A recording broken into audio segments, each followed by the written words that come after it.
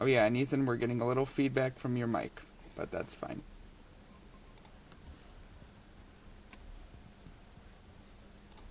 The following live stream has been pre-recorded. Any special weather reports or tornado warnings that are present during this program should be checked within 30 minutes from your local television stations. Thank you. Powered by Riverside FM.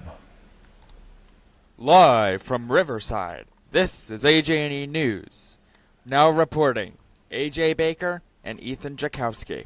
Good evening, everyone. It is 9:25, 5 minutes to 9:30 on this beautiful Sunday, April 25th. We do have breaking news, but first, before we do that, I'm Ethan Jakowski. Yes, and I am AJ Baker. Welcome in. It is April 26th. It is a Sunday. We are glad that you decided to start the main work week with us on this evening newscast. I know that we did a new newscast earlier today. Obviously, that was because of the incident that we are just about to bring up, but we have a lot of other stories to get to. But before that, we obviously have to get to the big one that kind of made the decision that I needed to do a new newscast. Anyway, there has been an incident, a shooting rather, at the White House Correspondents' Dinner last night.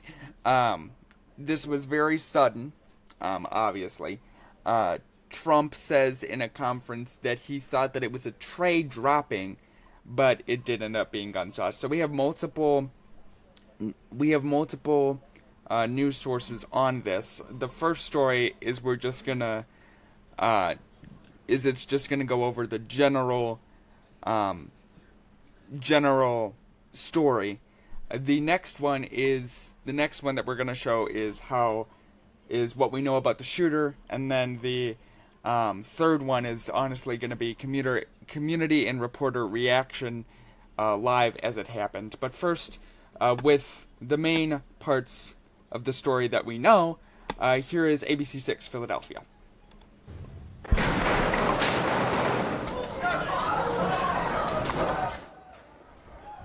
Now to the terrifying moments after gunshots rang out at last night's White House Correspondents' Dinner in Washington, D.C. It happened at the Hilton Hotel there. Secret Service agents rushed to evacuate President Donald Trump, Vice President J.D. Vance, and the First Lady, who were sitting there on the stage. Hundreds of people were gathered for the annual event, which celebrates freedom of the press.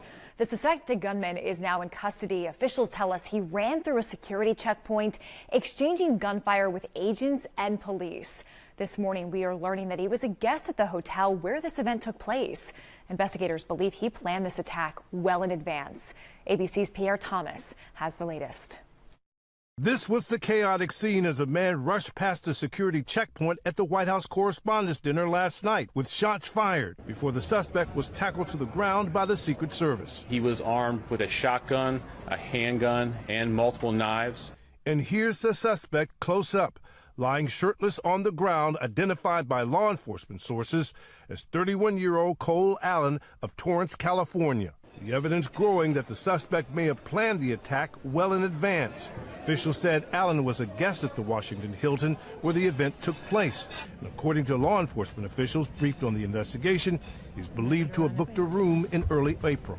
It is clear, based upon what we know so far, that this individual was intent on doing as much harm and as much damage as he could. According to law enforcement sources, Allen is allegedly declining to answer questions, but allegedly made some reference to targeting administration officials, but was not specific.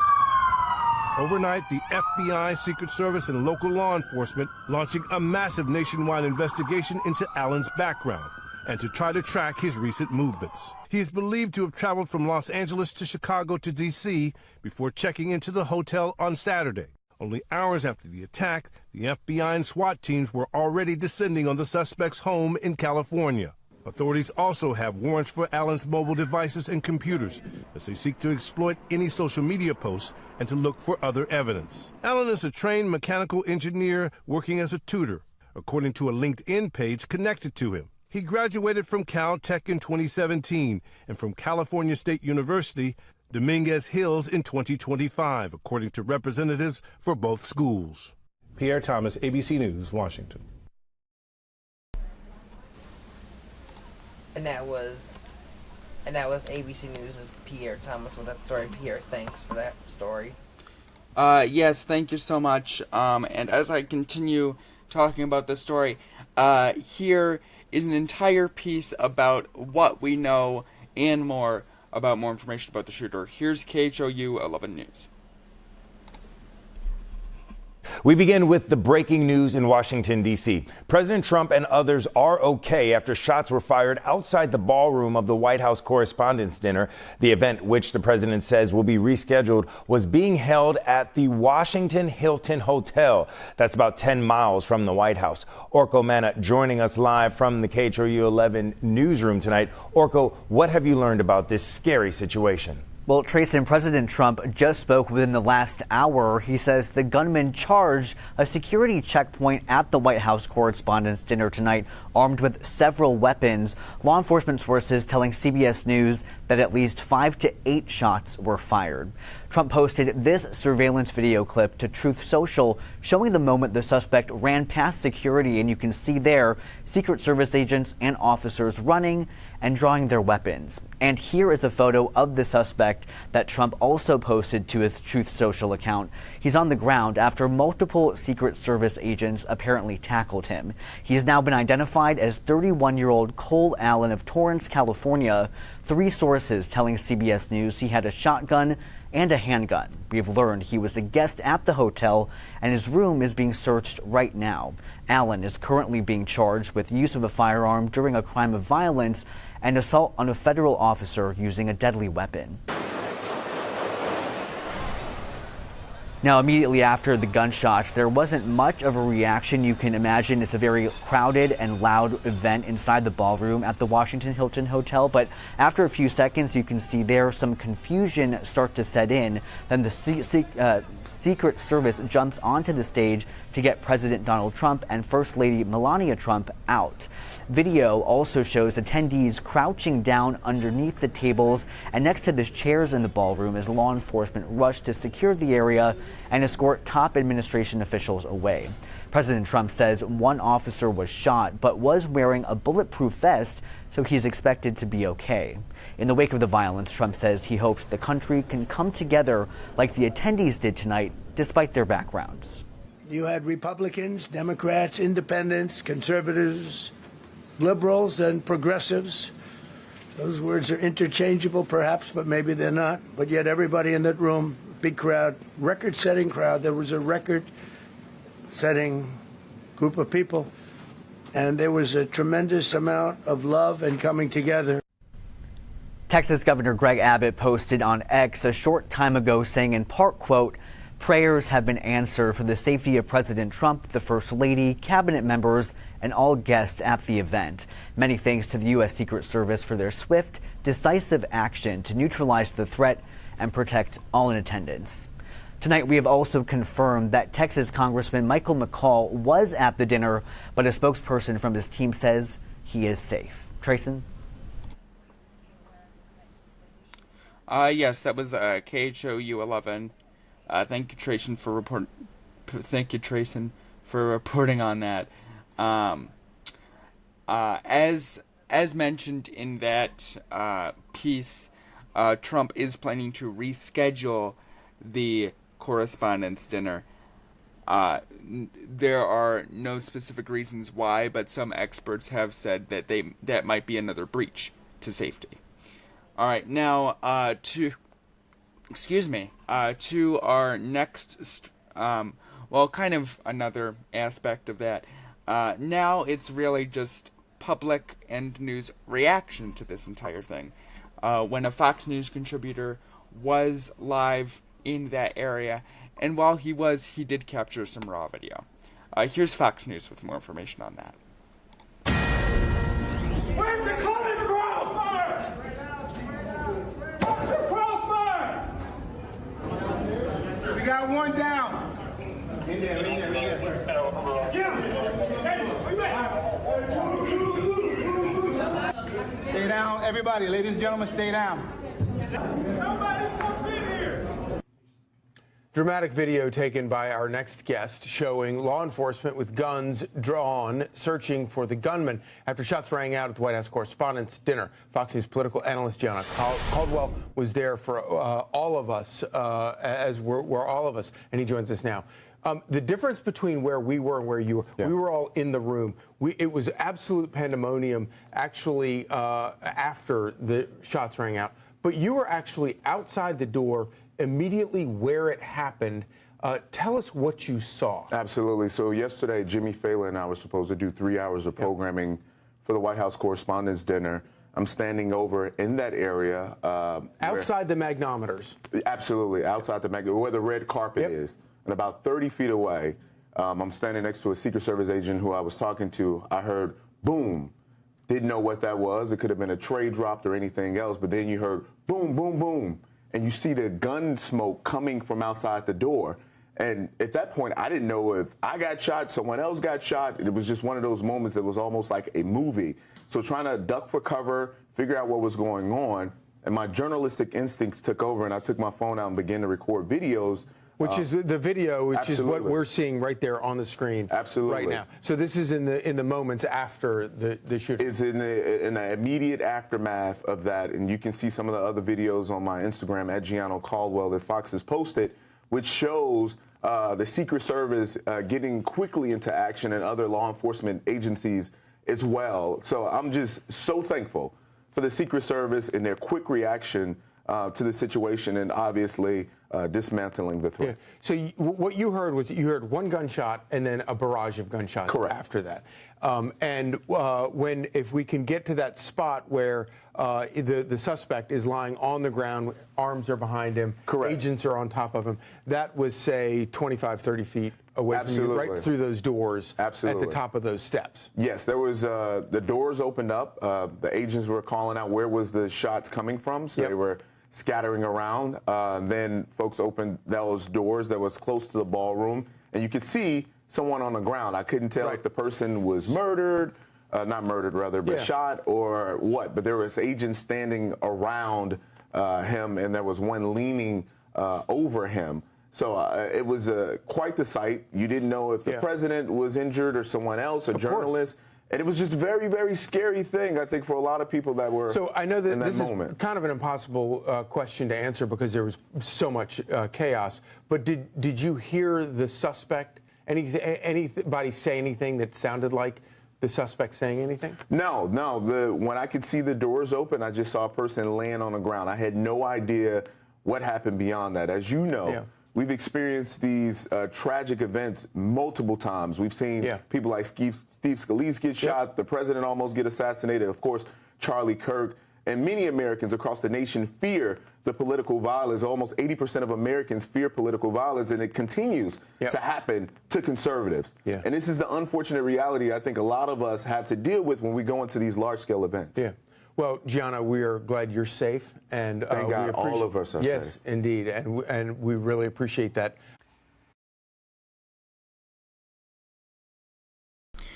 Okay, thank you, Gianna. That was Fox News reporting on some of the public's and the reporters' reaction to that incident live as it was happening. Ethan has our next story, and I will take it over to him. Ethan?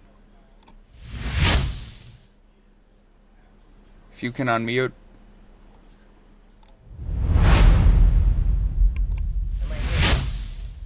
All right, it's time for you. All right, Chicago. All right, thanks, AJ. Chicago police officer killed in shooting at hospital identified. ABC7 Chicago has a story.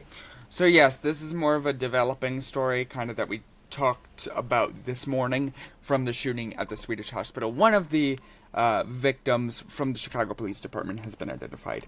Here's ABC7 Chicago. The officer who was shot and killed has been identified as 38-year-old John Bartholomew. A solemn procession was held yesterday in his honor. As far as the 57-year-old police officer, he is still fighting for his life here at the hospital. According to police, this all began yesterday morning as officers were bringing a robbery suspect into Swedish hospital for observation. That suspect even went through security there.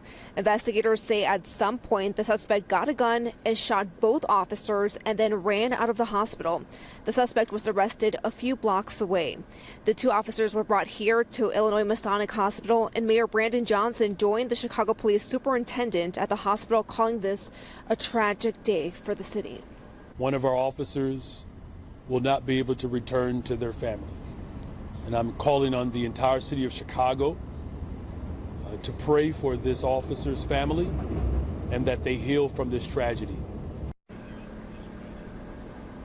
Police say they did find a gun at the scene. As far as both of these officers, we are told that they work at the 17th Police District. We're live outside of Illinois Masonic Hospital. Lisette Nunez, ABC 7 Eyewitness News. Back to you. Oh, so sad. All right, Lisette, thanks for that. Oh, that was so sad. Yes, obviously a lot of stuff happening around the Illinois-Chicago area.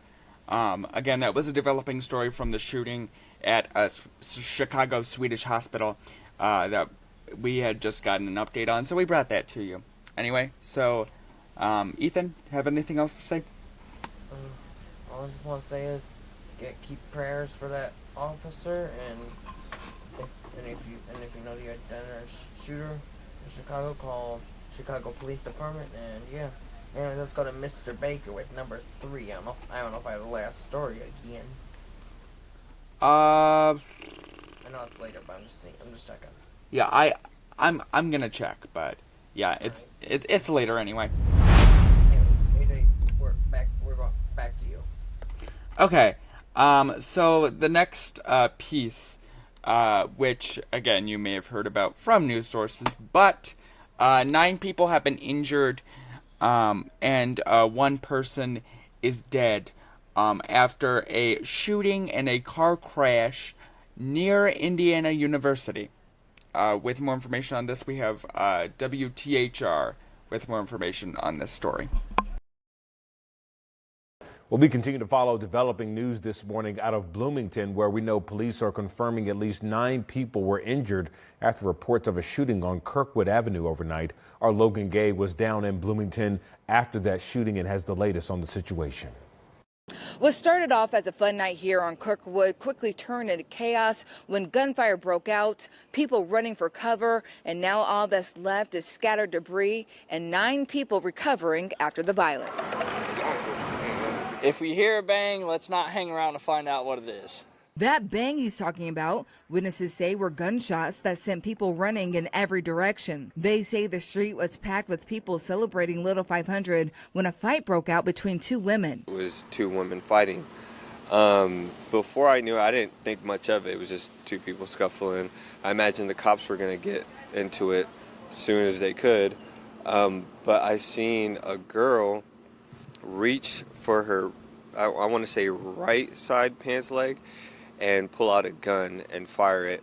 But by the time she reached for it, I was already running and gone, turned the other way. They start fighting. It's just big commotion. It's a group of people, and then shots went off. You know what I'm saying? And then I tell the guy, like, we got to get out of here, like, because they shooting.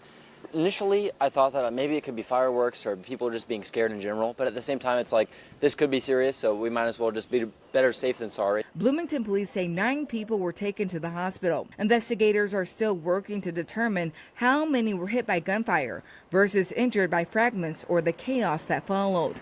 For some, coming back to the scene has been difficult. It's very devastating, man, you know? Like, it's very sad seeing all these sad people, you know?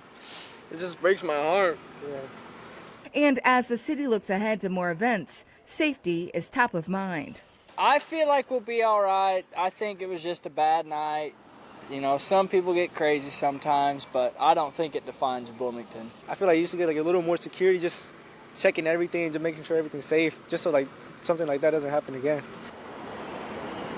We're still working to learn more about what happened here outside of Nick's English Hut and an update on the victims' injuries. In Bloomington, Logan Gay, 13 News. Yes, thank you so much, Logan, for that story. Ethan, I'm just sending your story to you now. This one coming out of Massachusetts.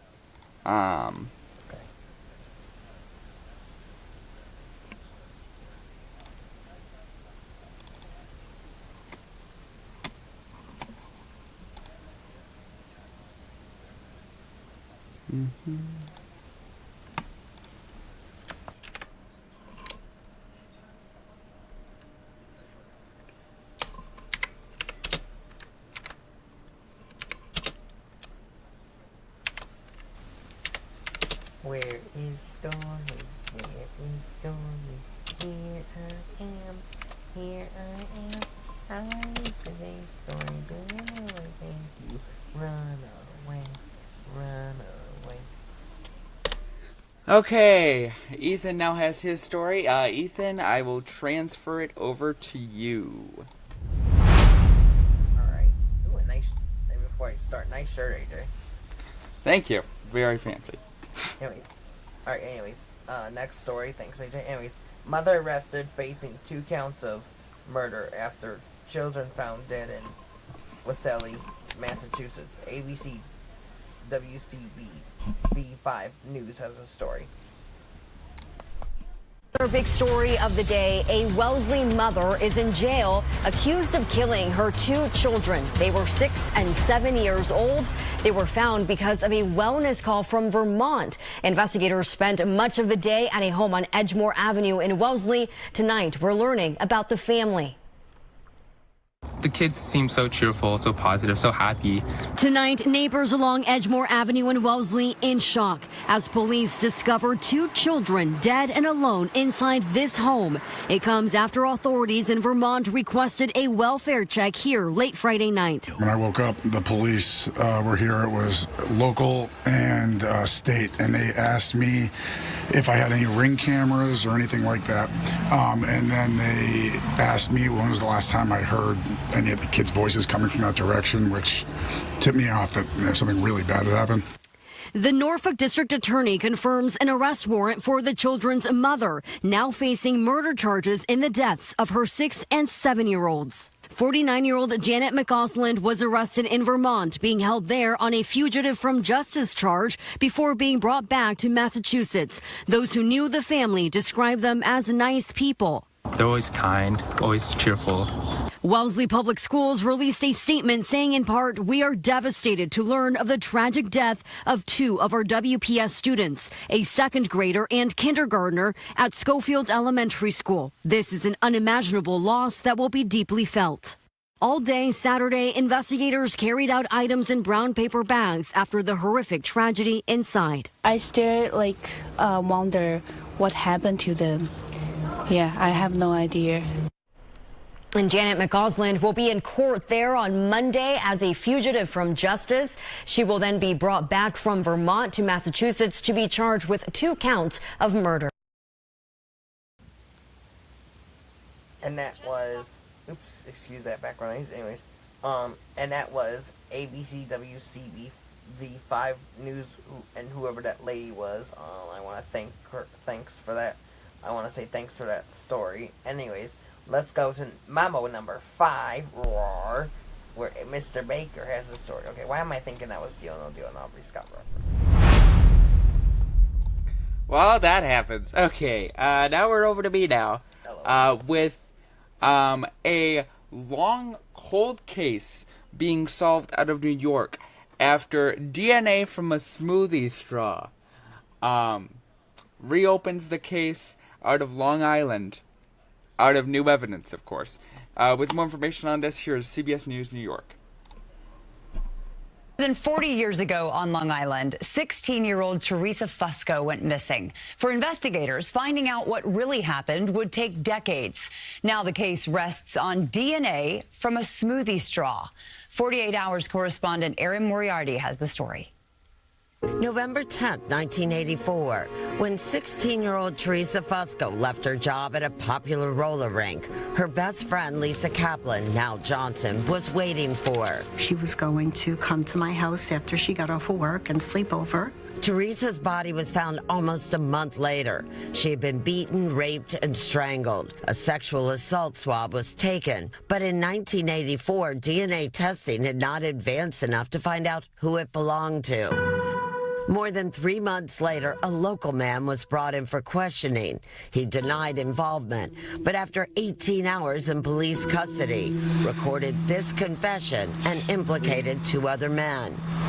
we decided that I had to kill her. He would later recant, and all three men pleaded not guilty, but they were convicted and sentenced to more than 30 years to life. Retired Nassau County Detective Freddie Goldman. The theory was always it was three guys. Yeah. And the DNA didn't match any of them. No, it didn't. June 2003, the convictions were all overturned. New DNA testing pointed to someone else, an unknown male. And nearly 41 years after Teresa Fusco's killing, the Nassau County DA announced the indictment of Richard Bilodeau. Bilodeau denies the charges, but prosecutors believe they found a match. 48 Hours correspondent Aaron Moriarty joins me now. Aaron, what do we know about this suspect? And does he have any connection to Teresa? Jessica, this is so interesting because I have spent a lot of time with Teresa's father and brother and her friends. None of them remember hearing this name. Now, there is a difference in age. Teresa was 16 when she disappeared and was murdered. Richard Bilodeau was in his early 20s, but he did live with his grandparents very close to her. And investigators, I know you wouldn't remember, this was 40 years ago. They were interviewing every young man around there, and his name never came up. And so you can't help but you look at a case like this and you think how much crime solving has changed. And, you know, there would have been security cameras back then, and maybe it wouldn't have taken 41 years. I should point out that Richard Bilodeau has pleaded not guilty to Teresa Fusco's murder, but he is charged with it. No, you're right. Things have changed so dramatically. And Aaron, back then, Aaron wasn't the only, or Teresa rather, wasn't the only teenager who went missing, right? No, and that's why Teresa Fusco's case became even bigger, because just about 5 months before Teresa was murdered, another teenager had walked out the door, was going to meet friends, and was never seen again, Kelly Morrissey. And what was odd about it is that it turned out Kelly Morrissey was friends with Teresa Fusco, and they disappeared about the same time at night, the same area. So investigators now wonder if they're connected, but at the time she was just viewed as a runaway. Wow, fascinating. Thank you so much. All right, yep. New York with that story. Yes, thank you so much for reporting on that. Sort of interesting rehashing of a case from 41 years ago. Anyway, Ethan has our next story, which Ethan will tell us about. Ethan? Oh, crazy. Who would do this? Cruise ship... thanks, AJ. Cruise ship crew member goes overboard off coast of Massachusetts. WBZ Boston has a story. A search that went all night and into the day did not locate a crew member who somehow went overboard from a cruise ship 12 miles off the coast of Wellfleet. This began late last night when cameras on board the Norwegian Breakaway captured a man either falling or jumping off the ship's upper deck. Good evening, everyone. I'm Ken McLeod. The ship quickly turned around to search and called in the Coast Guard. We get the story now from WBZ's Paul Burton. It was a bittersweet ending for folks on board a Norwegian cruise ship after authorities say a crew member fell overboard early Sunday morning. It's very heartbreaking. Rebecca Durandisi of Needham captured this video on her cell phone as the Norwegian cruise ship personnel and Coast Guard teams search for the crew member. And this morning they ended up saying that someone went over, a crew went over the ledge. The U.S. Coast Guard sector southeastern New England said they received a report that the crew member was seen on a security camera falling off the Norwegian Breakaway, plunging into the water about 12 miles off the Cape Cod town of Wellfleet. A rescue helicopter arrived shortly after 1:15 this morning to assist in the search. Rebecca says a ship-wide man overboard announcement was made and lifeboats were launched. I was in my stateroom and laying in bed. I was kind of drifting off to sleep, and then I noticed a light go on that woke me up because I had my window open. And then I heard some loud noises. Ellen Wright and her son Aiden said the search woke them up last night. I just heard a bunch of noise, all the rafts searching for the guy. It's totally tragic. Again, we heard he was 23, very young, crew member. There was a bunch of people on different decks just looking out into the ocean as different, there was about 3 or 4 of the boats were dispersed at once. Some passengers say they were unaware that someone actually went overboard until the morning. That's when they discovered that their arrival here in Boston was delayed for about 4 hours because of the search. Another helicopter took off later Sunday morning, but the search was suspended Sunday afternoon pending new information. For me, I think it didn't ruin the trip. I had a great time with my kids, and I think that helps me remember that, family is very important. Norwegian Cruise Line says they are working closely with maritime authorities as the incident remains under investigation. In Boston, I'm Paul Burton, WBZ News. And that was, let me rephrase that was CBS WBZ Boston with that story in. What was the name, Paul? Yes, Paul Burton. Thank you so much for reporting on that. Yeah, Paul Burton, thanks for that story. Anyways, let's go to our, hold on, let me get my Discord real quick. Let's go to our lucky 7, which is a pricing game, but no time for Price is Right. This is a news station. Let's go with our lucky 7. Is it crazy or good story? It's decent. No, it's a good story. All right. Anyways, let's go to Mr. 7. Yes, thank you, Ethan. Well, Chicago's Mayor Johnson has signed a bill to bring peace for children in the community of Chicago. For more information on this, here is WGN 9 News, Chicago. While supporting young people to build safer neighborhoods, Mayor Johnson signed an executive order that'll help violence prevention organizations beginning this summer. Here we go, the Peace Book. A signature that could lead the way for young people to make a big difference in reducing violent crime among their peers.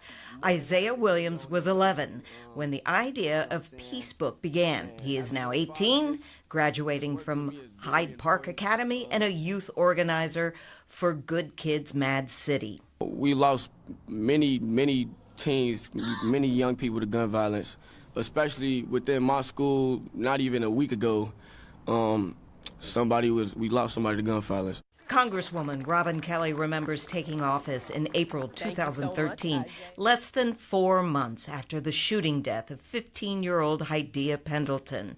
It's a memory that compelled her to help build on the Peace Book, along with several city leaders. Where the federal government fails, state and local government must step in.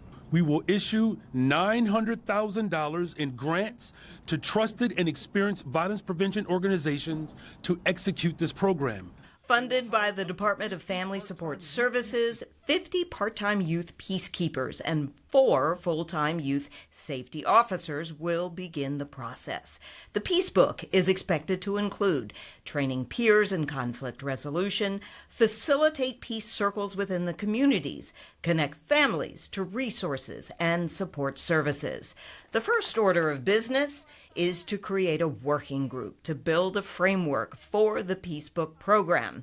What's driving that program is the thought that the people closest to the problem, the young, are the people closest to the solution. We need a plan. And Good Kids Mad City and the youth in this city have given us the roadmap to do this. They're ready. The Peace Book extends from a summer program to a permanent year-round project. The working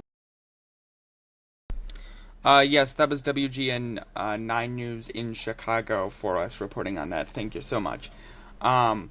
Next up in our list is Ethan reporting on a story out of Ohio. Ethan, if you're available. Thanks, AJ. Ohio troopers, semi-driver, and deadly crash used. Actually, wait, let me rephrase that. This is going to be a developing story, I believe, or breaking. Who knows? Ohio troopers, semi-driver, and deadly crash using alternate ID to get citizenship license. ABC6 has a story.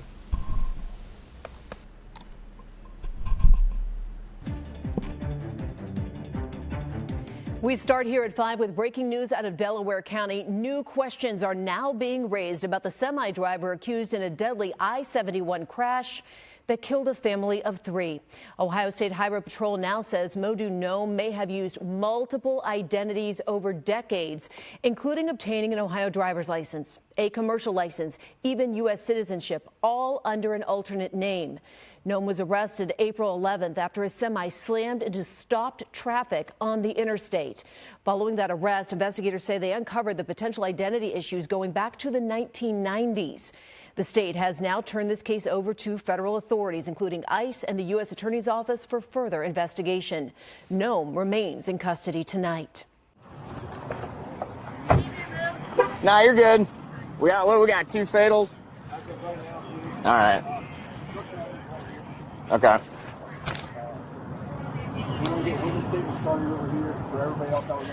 Okay.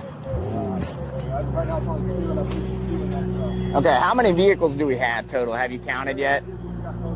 Not yet? 5 plus, all right. This black male right here is going to be your semi-truck driver. Okay. All right.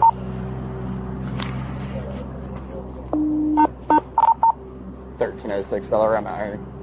Do you have your ID with you, sir? I'm sorry, they use different systems than us. Okay, yeah. Delaware break for a commercial oil. Good.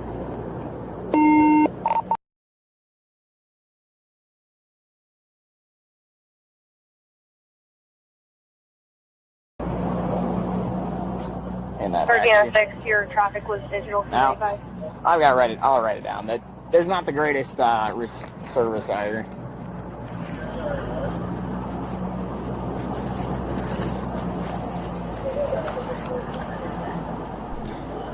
Okay, so I just wanted to chime in here with kind of what's going on. What's a good phone number for Ethan, you can chime in too as we're kind of talking about this. I'm gonna turn the video down a little bit. All right. You guys can still here? hear it. Ethan, if you want to chime in, that's fine too. But what we're looking at now is some of the released body cam video officially of the incident. ABC6 also put this up there as well. We will just have a this is a 4-minute piece. We're gonna play it through. You can keep your feet out. It's but crammed in there. Ethan, so what I'll have you do is I'll have you you want to a make statement any kind of what comments happened. about the Can you just situation kind of tell me in as your it's own words happening? on what happened? Obviously, looking at the body cam video, this seems to be a pretty big accident. Right here. And then the woman right As you can hear, the police officer is talking to the suspect. Let's listen in. Hit the wall and swing in front of the truck. I'm trying to break the truck. Everybody seen it, and there was some people who was in front of her too. Those people went out of control. Everybody on the road. I'm trying to miss them, but she's stuck in front of the truck. Do you have a dash camera? I know maybe it's on fire, but everything burned up. Okay, all right. I'm just asking these things. Do you have somebody that's going to be able to come get you? So yes, obviously it did seem to be a massive fire. Again, the police officer and we can take you to like a hotel or the whatever. truck driver had a What was that? dash cam. You live in Columbus? Oh, okay. Okay. I didn't know. As you can hear, this guy lives in Columbus. Can you write? But the officer asked if he had a dash cam. Obviously, that's all burned up in the incident. Okay. At least You 2 just have a seat there. fatalities in this incident. I'm gonna go or more get some information. photos and stuff and see how many other Let's vehicles we take a have look at some of the involved, okay? photos and let's listen into the rest of this body cam video as it plays out.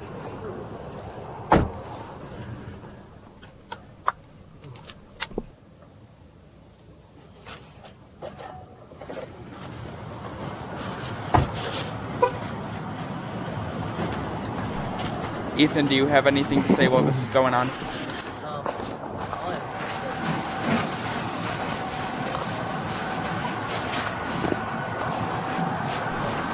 Yeah, because it's pretty big. Thank you for watching the ABC6 News YouTube channel. Yeah, obviously that fire was pretty big from that body cam video that we had saw from Ohio Highway Patrol. Okay, all right, I have our next story. I feel like that guy's gonna get arrested. What do you think? Yep.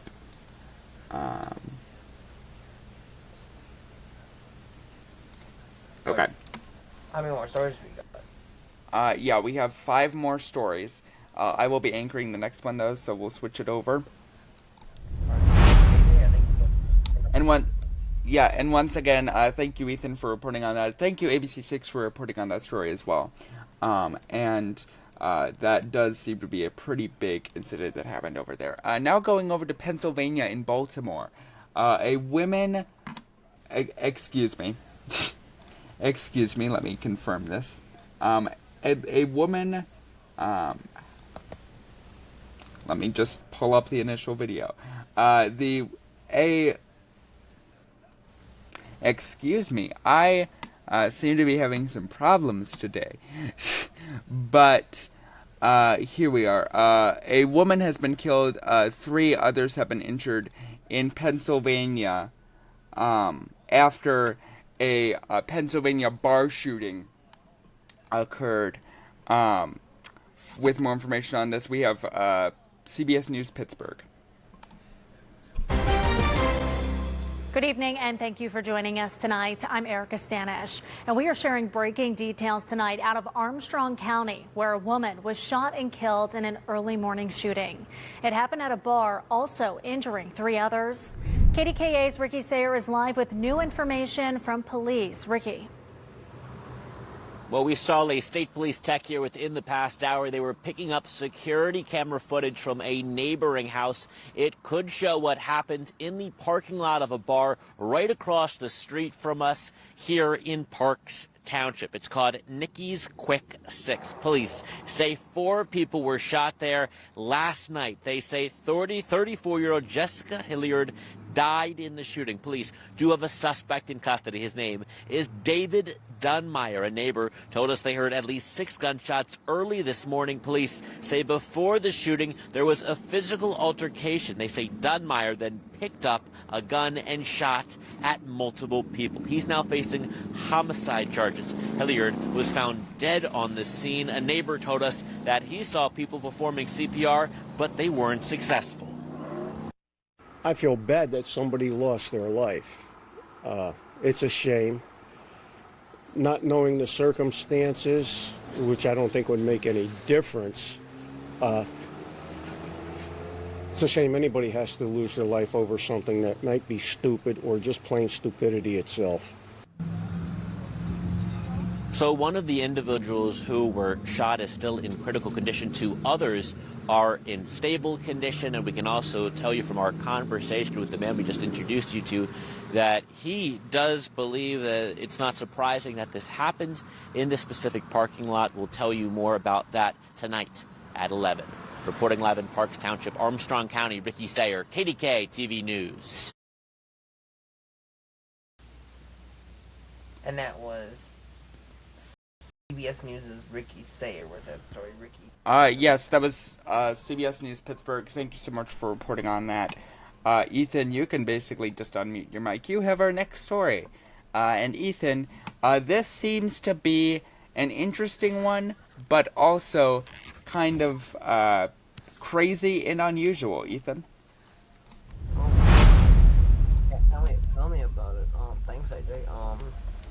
Deli worker shot and killed on the job in the East Village. CBS News New York has this story. Here in New York, in the East Village, a deli worker was shot and killed on the job last night, and no arrests have been made. It happened in front of the deli on Avenue B and East 13th Street. Naveen Dhaliwal joins us live with the latest from there. Naveen, what can you tell us? Yeah, Alan, his name was Abdul Saleh. He was 28 years old, and he worked here at the family deli, and he was here last night when he was shot to death. Now, his death has really struck a chord in this community. Family, friends, community members have been coming here to the deli.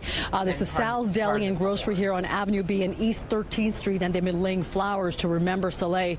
Now, police say this happened just after 11:30 last night when officers responded to a 911 call for for this location. They say they found Saleh with a gunshot wound to the torso. They also found another 28-year-old also with a gunshot wound to the torso. Now, both men were rushed to the Bellevue, and that's where Saleh was pronounced dead. Family friends say Saleh was married. He was a father. He had just returned from a trip to Yemen to visit his family. His death, again, resonating with his community as so many are shocked and outraged.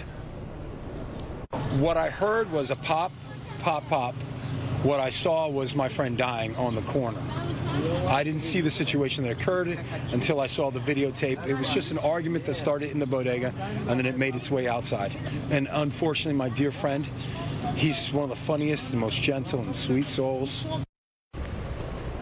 Yeah, and that's what we're really hearing about this man, Mr. Saleh. He's, a good guy, hardworking. Now, as far as that second shooting victim, the 28-year-old, he's in the hospital recovering at this hour. He is stable, and right now police say no one has been arrested. We're live in the East Village. Naveen Dhaliwal, CBS News, New York. And that was CBS New York with that story. Thanks for that, Naveen.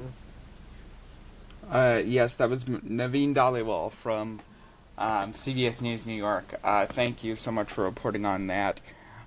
Next up is... Yes. Yep. Anyway, next up tonight, we have 3 more stories left to do this evening. But the next one is tragic. A deadly crash in North Miami-Dade, Florida, resulted in a man being ejected from his vehicle, with obviously him going to the hospital, and just a chaotic scene in general from that incident. With more information on this, we have CBS News Miami.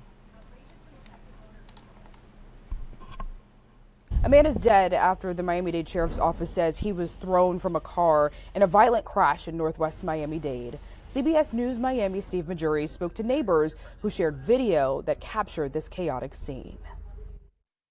You could hear a car skidding down the street on Carlos Tapanes' house camera. I hear the tumble. Boom, bing, you hear the glass. I was like, I know already. I already knew. He says his house camera was disabled right before capturing a crash that happened on 135th Street. He went outside and saw a car on fire with debris strewn all over the street. He also says he saw a dead body. I happened to trip over it. I tripped over it. I didn't know it was there because it was so close to my doorstep. The Miami-Dade Sheriff's Office says a car was driving fast and struck several parked cars. The crash left skid marks and a mess in front of several yards. The sheriff's office says that crash ejected a man from the driver's seat and he later died on scene. Investigators are still looking into the cause of this crash, but in the meantime, neighbors here are stuck cleaning up the mess that's been left behind. And some neighbors tell me this is not the first crash that's happened that's caused cars to be destroyed in their front yards. This time, unfortunately, lives was lost. This neighbor didn't want his face shown. He says these 2 cars were replacements from another crash that happened on this same front yard.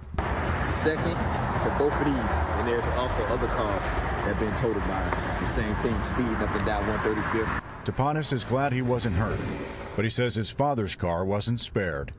He saves my life again, because if it wasn't for my dad's car being there and slowing that car down, God knows if that person went in my house.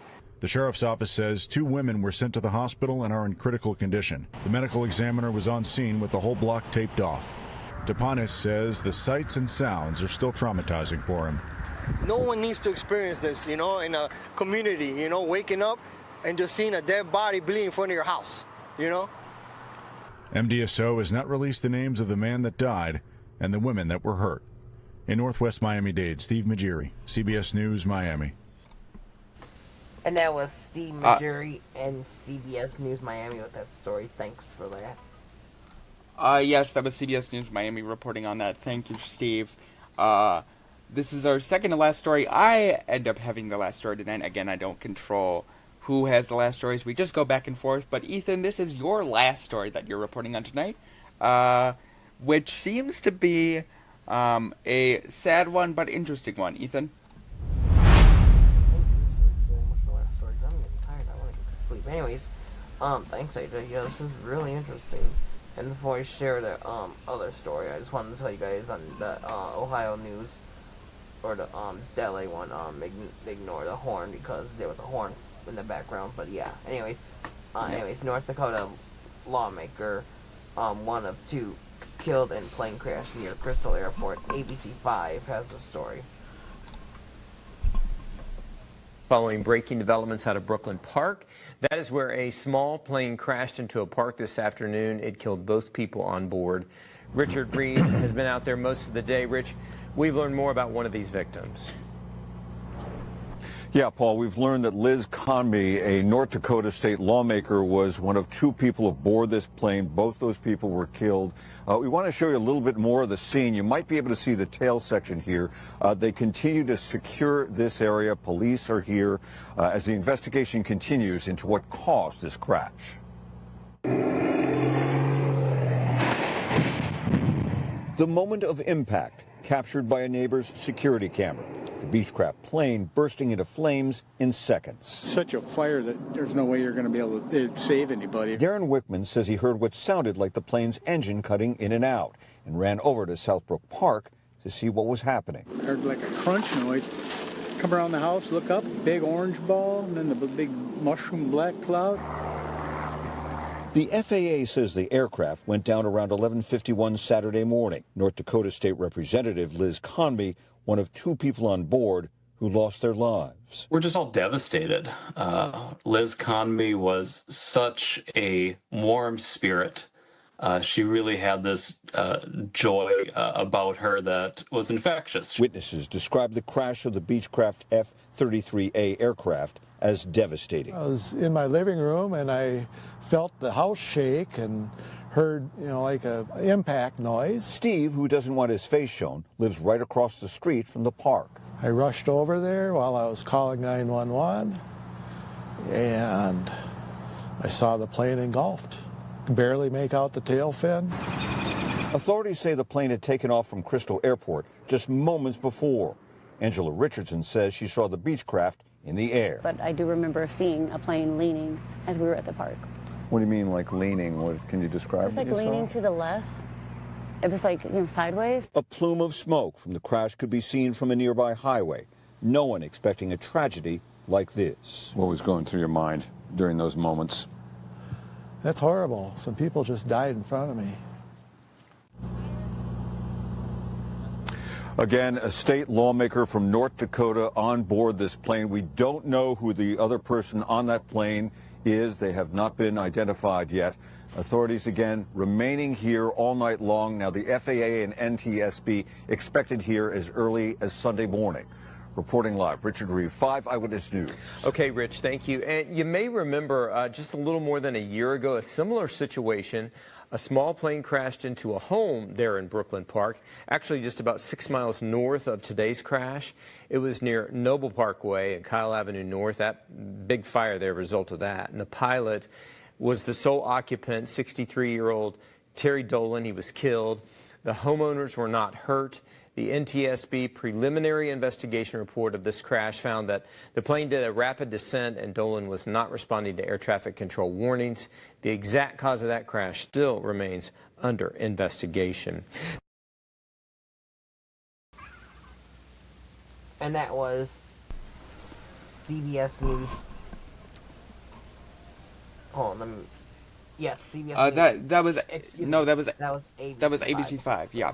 Excuse me, sorry about that. I made a mistake there. It's all right. Anyways, let's go to our last story, Mr. Baker. I think you got the last one, thank goodness, because it's going on 10:30. Look at the time. Yes. I'm actually covering two of our last stories. One of which is good, and one of which raises concerns, Anyway, we'll get to that in a moment. But right now, armed carjacking in Boston. In a car garage, has people more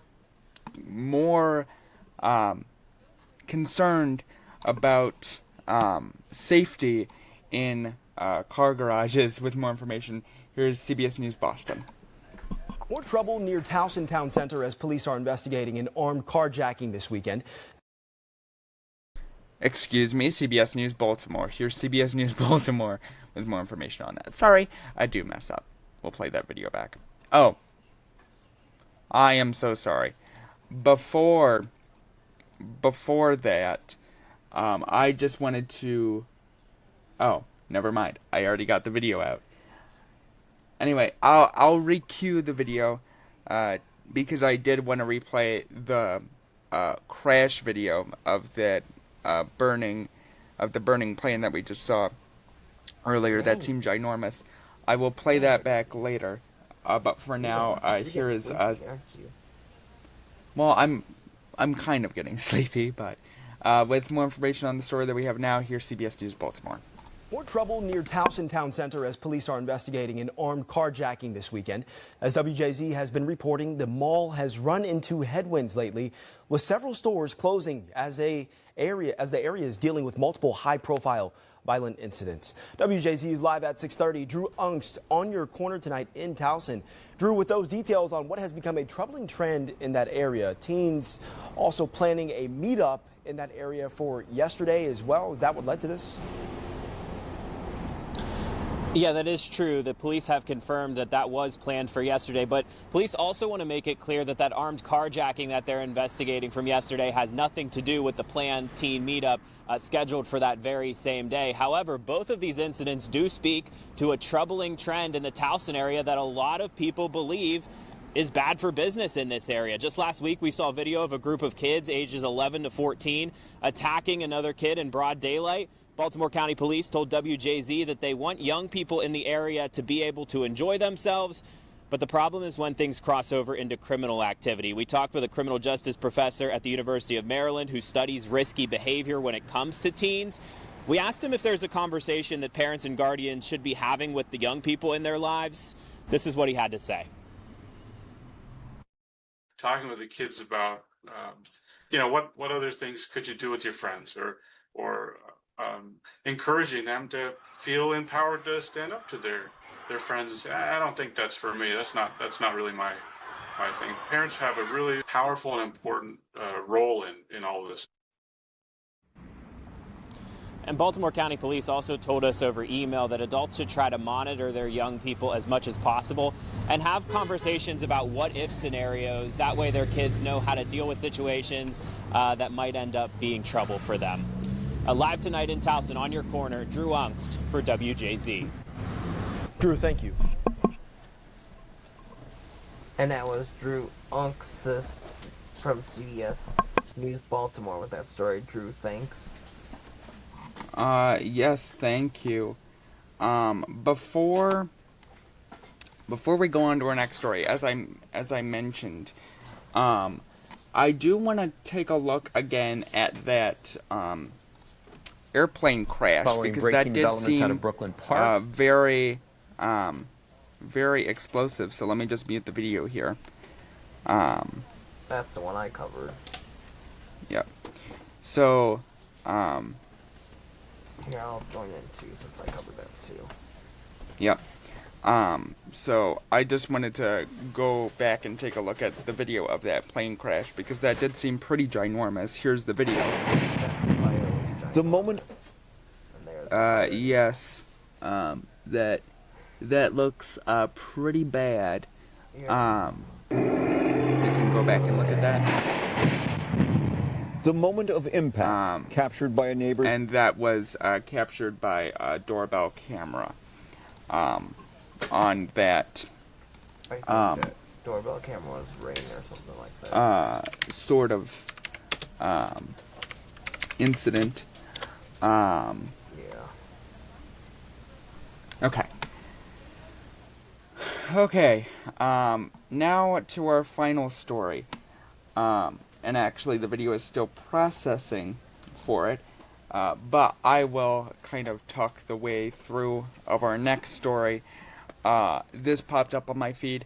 Well, hold on. Let me do the transition first.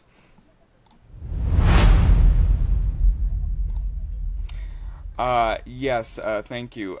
This story popped up on my feed, which is reminiscent of the entire R&B community and how they remember and how they remember people in their music community. Anyway, yesterday marked nearly 24 years since one of TLC's bandmates, Lisa Left Eye Lopez, died in a car crash in Honduras. Many R&B fans are still grieving either from the day that they remember.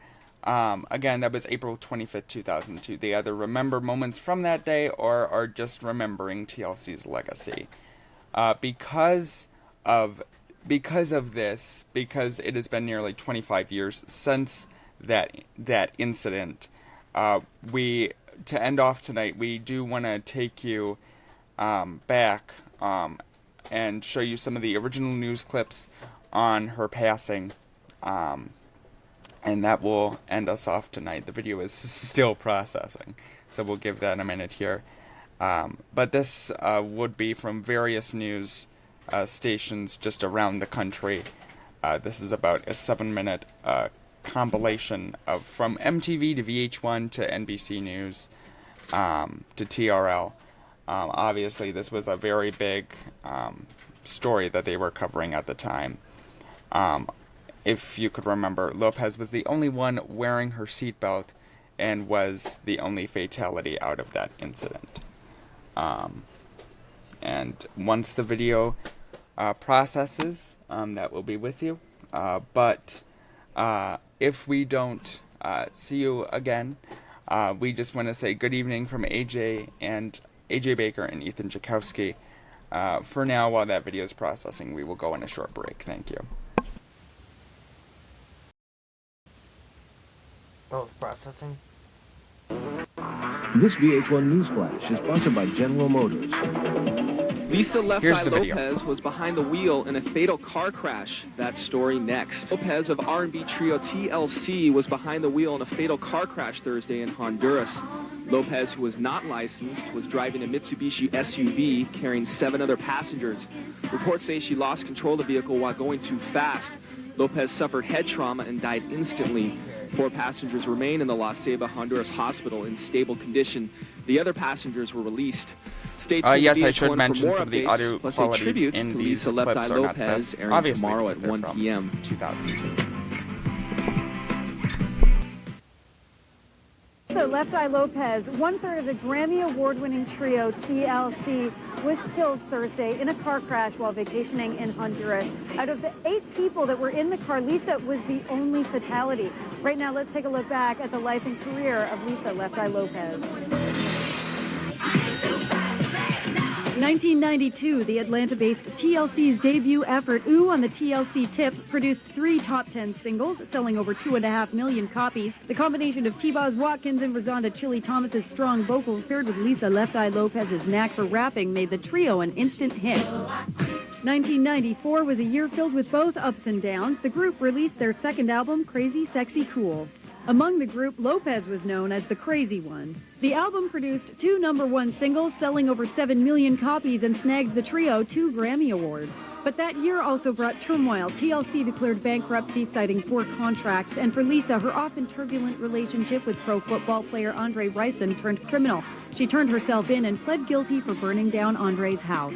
By 1999, the women of TLC were back on top with their multi-platinum album Fan Mail, which included hits like Unpretty and No Scrubs. 2000, Fan Mail won the Grammy for Best R&B Album, and No Scrubs won for Best Duo or Group R&B Performance. 2001, the on-again, off-again relationship between Lisa and Andre Rison was back on again. The couple announced plans to marry. That year also brought motherhood for Lisa, adopting a little girl. TLC was working on a new album to be released this summer. Lisa also reportedly signed a solo deal with The Row Records. Better holler if you hear me, 'cause left eye gon' shine. Lisa Left Eye Lopez was 30 years old. Industry mourns the death of Lisa Left Eye Lopez. Hi, folks. I'm Pat O'Brien. Hi, everybody. I'm Nancy O'Dell. Lopez, 1/3 of the Grammy-winning trio TLC, was killed last night in a car accident. Ironically, the news comes exactly 8 months after the R&B world lost Aaliyah. Lisa was 1 month shy of her 31st birthday. I think TLC is a #1 group. We are the biggest girl group in history, the largest selling group in history. From Waterfalls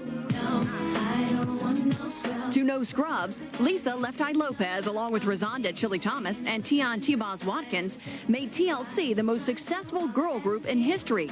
Over 21 million albums sold and 4 Grammys are proof. Today, upon hearing of Lopez's death, her fellow members of TLC had this to say: "We had all grown up together and were as close as a family. Today, we have truly lost our sister." Here's what we know happened. Lopez and 7 others, including her brother and sister, were in the car when the driver lost control and crashed on a highway 150 miles north of the Honduras capital. Lopez was killed instantly. The others sustained non-life-threatening injuries. Lopez, who owned a condo in Honduras, was there on a break from recording with TLC. I understand she was in Honduras on a spiritual retreat, and there did seem to be a real kind of spiritual questing in her personality. TLC afforded Lopez a lavish lifestyle, but times were also hard for the group. In 1995, TLC filed for bankruptcy due to mismanagement of their assets. Trust me, you can sell 10 million albums and be broke if you have greedy people behind you. The group bounced back and continued to make its mark, not only in music, but also in fashion. And Tony Potts found that Lopez even branched out with her own clothing line. Right now, I have on a piece from my new clothing line, 3-piece outfit, Kyle Young collection. Wow, very nice. And this is from the men's line. You're modeling the men's line, here we go. Yes. Yeah, actually, I'm modeling the men's line. Modeling for Lopez was her boyfriend, former NFL wide receiver Andre Rison. In 1994, after an argument with Rison, Lopez burnt down his $1 million Atlanta mansion. Lopez was sentenced to a halfway house, received 5 years probation, and was fined $10,000. Lopez and Rison continue with a series of breakups and reconciliations. Just last year, they announced their engagement. Andre's been proposing to me for 10 years now, and this will be I've had 4 rings already. But we're going to make it official sooner than later. Things were looking up for Lopez. TLC had been in the recording studio working on a new record set to be released later this year. And most recently, Lisa had signed a solo deal with Suge Knight's label, The Row. And last year, she adopted a girl. Funeral arrangements are still pending. Pat. Bereft in tears, fans by the tens of thousands turned up at this suburban Atlanta church to attend the public funeral for singer Lisa Left Eye Lopez. The 30-year-old singer, who was part of the Grammy-winning R&B trio TLC, was killed last week in a car crash. It was about protocol and paying respect today. A 40 limo entourage with close friends and family arrived at the church following the black and white hearse, which carried Lopez's casket. Close friends, and today the funeral services are open to the public, and the community came out to support in a major way. You could tell she was tremendously loved. People have taken the day off of work. Kids have taken the day off of school. You see a lot of people with CDs and posters in her memory. A lot of media is here. A lot of celebrities have also shown up, and rightfully so. She was a tremendous artist, but not only that, she had a heart of gold, and she donated a lot of her free time to charities and kids. I cried all night long. You know, I was really hurt because I had met Lisa at one of the Hawks games, and she encouraged me to stay in school and do the best that I can. I got a tattoo because, Left Eye really inspired me. TLC really inspired me since they first came out, and it really saddened me. So I decided to get something in memory of her that I know I wouldn't regret doing. So it's no wonder that people all over the globe will miss her presence, but they will also celebrate her life and legacy. Lisa Left Eye Lopez left us at the age of 30. And Lisa was to be buried today in nearby DeKalb County, Georgia. As for TLC's next album, they had completed 4 or 5 tracks for it, and Chili and T-Boz still hope to release that 4th album later this year. It will be dedicated, of course, to Lisa. And many more details on that memorial service. You can see them all in a complete report at MTV. The old NBC with that story. Yes, that was a collection of sources. Also with some more information on that. At the time, she was filming a documentary in Honduras, where obviously she was taking time away from her music career. Obviously, that documentary she did not live to complete. But that documentary is out there and has been released back in 2007. That documentary is rightfully called The Last Days of Left Eye. Yeah. The TLC is still one of the top selling girl groups of a long time, alongside Destiny's Child. All right, that does it for us here. There was one. Oh, okay. Yes. And according to TLC's record company, around the time of March and April, the record sales still by TLC and the royalties go up at least by 15%. Anyway, that's it for us tonight. I'm AJ Baker. And I'm Ethan Jakowski, and we do want to thank all of our news sources for helping us with those stories. Yes, and we will continue with developing stories as they happen, and we will see you on the next newscast. Yep, either tomorrow or the next day. Good night.